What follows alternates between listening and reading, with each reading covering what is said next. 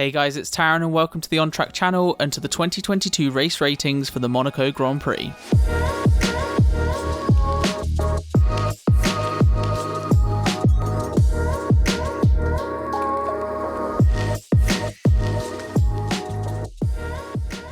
So a very warm welcome to the Monaco race ratings, the series taking a more chilled out look at the driver performances.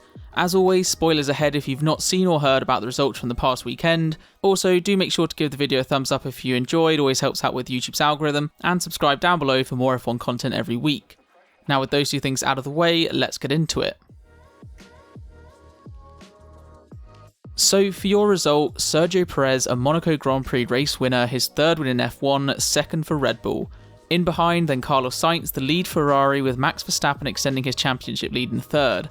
Behind him, poor Charles Leclerc, fourth place through no fault of his own. Fifth place George Russell maintains his record of at least fifth in every race, ahead of Lando Norris who picks up the fastest lap as well. Now for the race itself, for Monaco and what we usually get, I think that was about as good as it could be. Obviously chaos to begin with the weather causing havoc with the start and the strategy, the track drying out, some cars going for inters, some straight to dries. Ultimately the Ferraris losing out to the Red Bulls in the stops, then the race very much neutralised by the Mick Schumacher crash. Obviously glad he's okay, it didn't look like the best of incidents. But from there, the second half of the race was very typical Monaco, I think really summed up by whatever Alonso was doing, a train from 7th all the way down to like 17th, 18th. So for rating, well, new for this race, your rating taken from a little YouTube poll I put out, so if you want to have an input on that, look out for it after each race. But for Monaco, you guys gave it a 6.4, which I think is pretty fair, and if you offered that to most people coming into Monaco, they'd probably take it. Personally though, I think I'm going to go with a 7. We actually had on-track overtakes and weather chaos, strategy options for the first half, it was really a top showing, but then the second half was very typical Monaco. Not the worst, the front four were still close, but still very Monaco. On to teams, and starting with Haas, and it's probably their worst race of the season, both cars not finishing, one car issue and one crash. Starting with Magnussen, and retired pretty early on with I think it was a leak in the car, lap 14 or so early that there weren't even time for him to change to inters, so I think in that case a not applicable rating is probably what I'll go with for him for the Monaco Grand Prix. Then Schumacher, and obviously first things first, glad he's okay, nasty looking crash down at the swimming pool section, and I will say it did look kind of strange that he lost the rear after already completing the first chicane, maybe just dry tyres, finding a damp patch, or a bump on the track maybe, I'm not too sure. But it does just sort of continue his poor run of form at street tracks really, plus another big repair bill for Haas. Ratings wise, it'll have to be low, probably a 2.5, half a point to a point saved just for those tricky track conditions, but still was the only driver to have a big proper crash. Next off Williams, and a case of if Albon doesn't do something magical, then they're not really going to get anything out of it. I'll start with Albon, and a pretty bad race for him I think has to be said. He started further back but lost some places going deep at turn 1, just on one occasion, then also picked up a 5-second penalty for track limits, and then I think with about 15 minutes left was just brought in to retire the car. But before then was still running behind Latifi for quite a bit of the race, had some decent pace when on the mediums in clear air but still at the back. So rating for Albon, it's probably a 3.5, a few mistakes in there that just bring it down, and once you lose places at Monaco there's no real chance to make them up. Then Latifi, and like Albon, not the best race. Started off by crashing behind the safety car and was lucky not to put himself out of it there and then. Also like Albon, went deep at turn 1 and then just generally ran towards the back of the pack. So trying to compare to Albon, both went off at turn 1, but Latifi had the crash, but also no penalties, so it's probably going to be a similar grade of 3.5. Definitely looking below average with some errors sprinkled in there too. Then on to AlphaTauri, and despite trying some stuff in the race, were ultimately undone by qualifying. I'll start with Gasly, who, considering where he started, went for every tyre decision they could and made them really work, changed onto intermediates early, and did the seemingly impossible by overtaking not once but twice, so that was really something to see. And then swapping to the dry tyres and making good use of those. So rating wise for Gasly, I think it's probably an 8. He's gone from 17th to 11th at Monaco, just missing out on a point, and managing to make some overtakes in the process, a pretty good race. Then Tsunoda, who's had the reverse of Gasly in terms of positioning, where Pierre was up 6, Yuki was down 6. And some of that was definitely on him. ended up towards the back but had Zhou and Latifi behind before going deep at turn 1, and then when he pitted for softs, as I presume he flat spotted the mediums, ended up doing the same thing again. So not the best race for him. I think rating wise it's probably going to be a 4. If the strategy doesn't work at Monaco, there's not much you can do, but then he's made a couple of mistakes as well. Also, on a fun note, he used every single tyre in that race, so that's wets and intermediates, plus the hard, soft and mediums.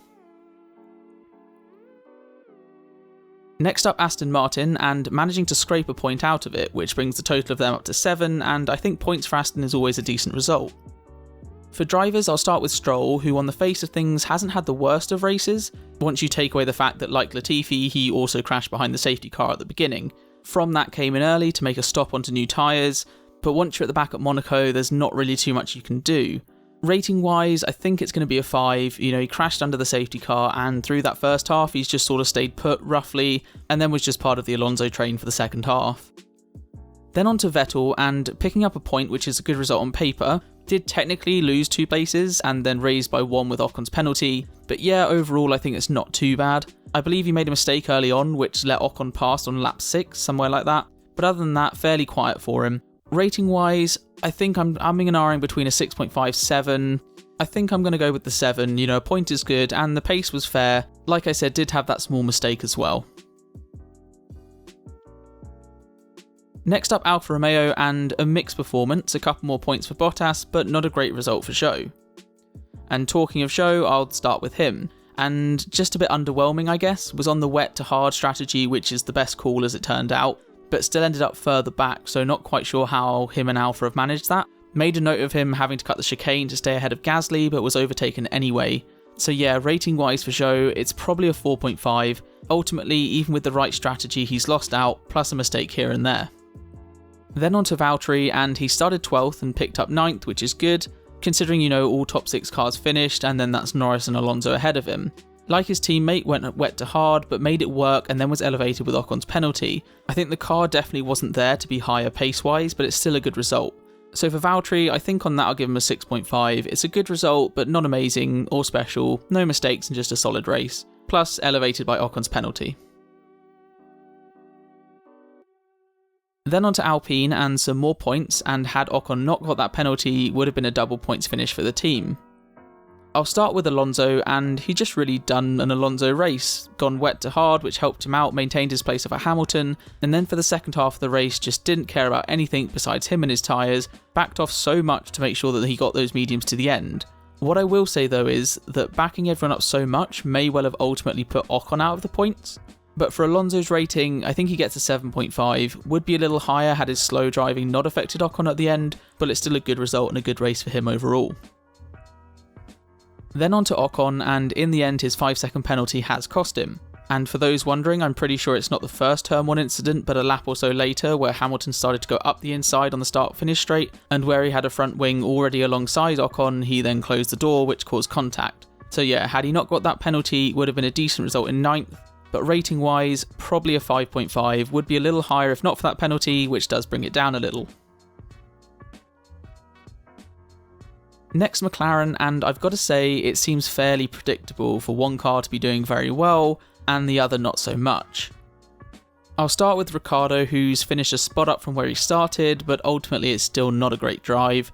I mean, he's not made any mistakes or anything, but just hasn't been able to make the most of the straight to dry strategy either. So for him, it's probably a 4.5, was fairly far off Bottas and Magnussen when it was wet too. Then Lando, and another great result for him, only losing out to Russell, which was down partly to the strategy and George just making best use of the chance he had. Plus, Lando's picked up the fastest lap at the end and across the line had caught all the way back up to Russell, about half a second or so between them. So pace-wise was excellent, wasn't really under pressure in the wet and then showed good pace at the end. So I think for Lando, it's probably an 8, the pace was really good, never looked under threat from anyone behind as well, wasn't right up to Russell throughout the race, but a few seconds off while on similar strategies, pretty good drive. Then on to Mercedes, and one car 5th, the other in 8th, maybe they'd have liked to jump some more on the strategy, but they've not lost out, which is probably more important.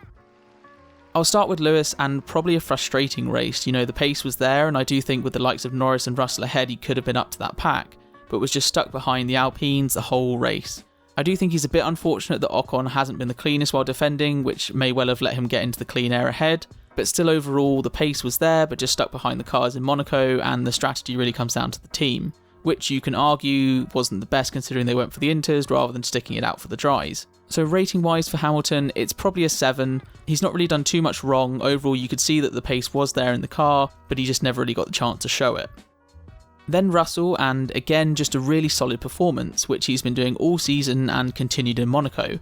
Maintains his finishing streak of at least 5th in every race, jumped Norris up Beau Rivage, which was really crucial as a pass, and what impressed me then was how he managed to stay with the leaders for most of the dry stint at the end. The gap was only a few seconds most of the way. Other than that, really not too much more to say, so I think for Russell it's going to be an 8. A lot of that due to the pace he showed later on once clear of Norris, and taking the one chance he had to clear Lando. Then Ferrari, and one that in all honesty they've let slip through their fingers. To start first and second and not get the win at Monaco has to be a disappointment. So for drivers, I'll start with Leclerc, and his luck at Monaco just never been good. I guess he's finished at least. In terms of the race, I've got to say the team completely ruined it for him. He had a pretty comfortable lead, and if Perez stops and you want to respond, call him in the next lap. Don't wait until you know that he'll come out behind. It just made no sense. And then calling him in for the double stack when there wasn't the gap, which cost him a place to Verstappen. Again, very much on the team. While he was in the lead, Charles was building a nice gap and clearly had the pace over Sainz, and from that I don't think he really could have done much more. Rating wise it's tricky as so much was on the team's bad decision making, but I think it'll be an 8.5. Led from the front, looked in as much control as he could be, and then the team have just really messed it up.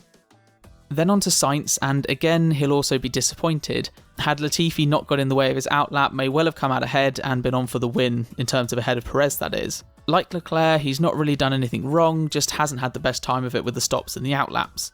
Would say though he wasn't on the pace of Leclerc early, but did put good pressure on Perez ahead in that last stint. Also pushed for the stop straight to dries, which needs some credit to be given, and actually probably boosts his rating just a little. So I think overall it's going to be an 8, just less than Leclerc because of the pace deficit, but brought up from a 7.5 with that strategy call.